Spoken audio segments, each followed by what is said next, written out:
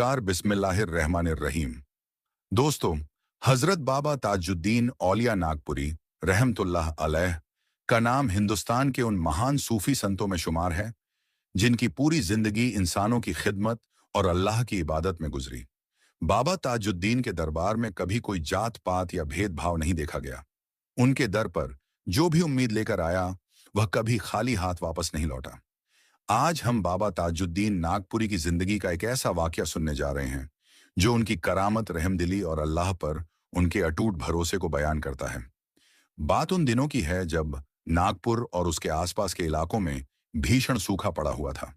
महीनों से बारिश की एक बूंद नहीं गिरी थी। नदियां, कुएं और तालाब सब सूख चुके थे।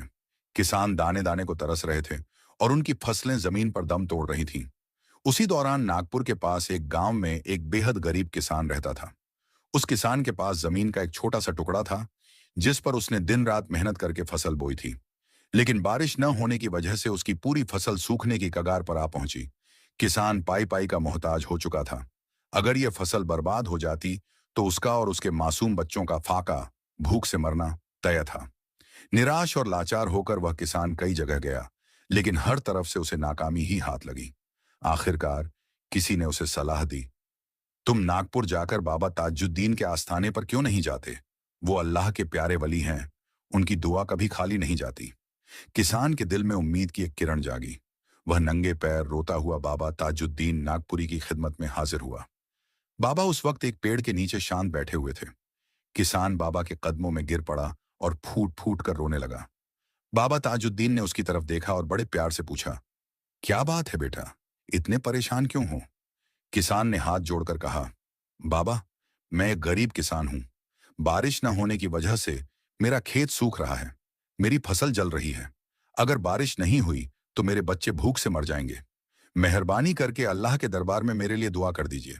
बाबा ताजुद्दीन ने किसान की बात ध्यान से सुनी। उनकी आंखों में उस गरीब के लिए बेइंतहा रहम आ गया। बाबा ताजुद्दीन ने अपने हाथ में पकड़ी हुई एक छोटी सी छड़ी, लकड़ी उठाई और जमीन पर 3 बार मारी। फिर बाबा ने उस किसान की तरफ मुस्कुराकर देखा और फरमाया, जाओ बेटा, अपने खेत पर पहुंचो, अल्लाह का करम हो गया है। किसान को बाबा के अल्फाज समझ नहीं आए, क्योंकि आसमान में दूर दूर तक बादल का एक टुकड़ा भी नहीं था।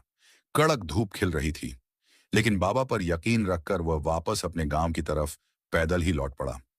अभी वह किसान अपने गांव के करीब पहुंचा ही था कि अचानक मौसम बदलने लगा। जो आसमान कुछ देर पहले तक बिल्कुल साफ था, वहां काले काले घने बादल घिरने लगे। ठंडी हवाएं चलने लगीं और देखते ही देखते मूसलाधार बारिश शुरू हो गई।